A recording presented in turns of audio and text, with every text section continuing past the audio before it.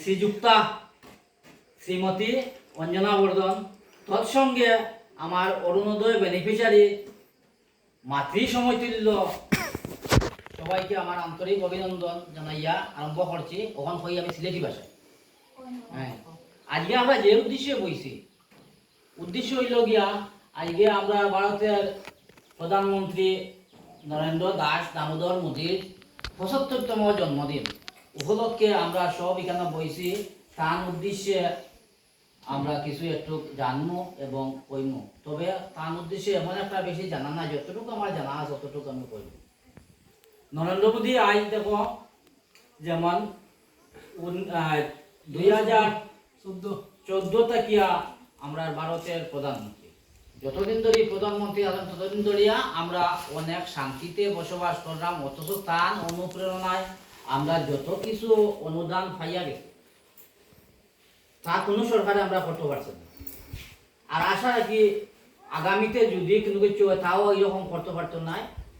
এবং আমরা যে মুখ্যমন্ত্রী ডক্টর হেমন্ত বিশ্ব শর্মা, তার অনুপ্রেরণাতে যত কিছু ডেভেলপমেন্ট কাজ হয়েছে তাই আমরা সবচেয়ে বেশি হয়েছে। এর আগে অনেক মুখ্যমন্ত্রী হইয়া গেছেন, এরকম কাজ করতে পারছেন না। এর ফলে হয়েছে আমরা যে মাননীয় বিধায়ক বর্তমান মন্ত্রী কৃষ্ণেন্দু পাল মহাশয়, তার সময়কালীনে আমরা যা রাস্তাঘাট, যেসব অরুণোদয়, যেসব রেশন কার্ড, আরও অন্যান্য অনেক জিনিস আছে পাইয়া গেছি, এরকম আর কেউ করতে পারছেন না। তারা স্মরণ করিয়া আমরা আজকে একটু জয়ধ্বনি কর্ম আর দীর্ঘ আয়ুর কামনা। হয় নরেন্দ্র মোদীর যে ৭৫তম জন্মদিন, সেই উপলক্ষে আমরা সবাই মিলিয়া তার দীর্ঘায়ু কামনা করবো, যাহাতে তাই আরো দীর্ঘদিন এই সংসারে তাই বসবাস করতে পারবেন, আমরা লইয়া চলতে পারবেন, তার শরণাগত আমরা হইতাম পারি।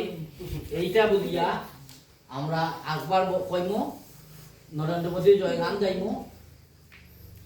দাও জয় দাও। মোদী কি নরেন্দ্র মোদী কি, হেমন্ত বিশ্ব শর্মা কি, ডক্টর হেমন্ত বিশ্ব শর্মা কি, কৃষ্ণেন্দু পাল মহাশয় কি, কৃষ্ণেন্দু পাল মহাশয় কি।